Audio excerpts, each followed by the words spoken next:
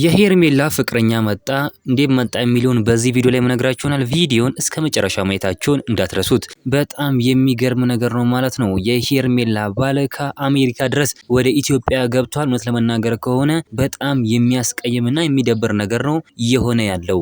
አብርሃምም እንግዲህ ይህን ነገር አልሰማም። አብርሃም ቢሰማ ኖሮ አሁን እንደሚታወቀው አብርሃም እየለመናት እባክሽ ከኔ ጋር ሁኚ ብሎ ተንበርክኮ እየለመናት ይገኛል። ነገር ግን ይህን ነገር ሲሰማ እንግዲህ በጣም የሚገርም ነገር ነው የሚፈጠረው ብዬ ነው ማስበው።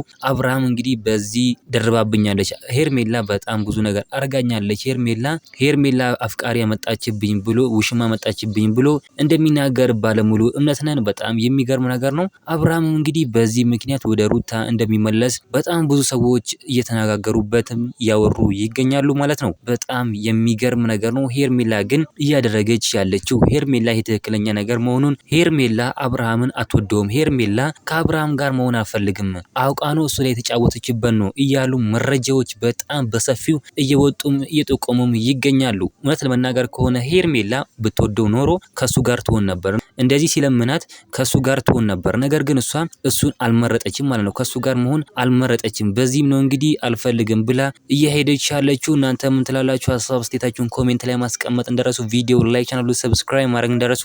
በሌላ ቪዲዮ እስከምንገናኝ በያላችሁበት የዓለም ዳርቻ ሰላማችሁ ብዝት ይበልልኝ። ደህና ሁኑልኝ።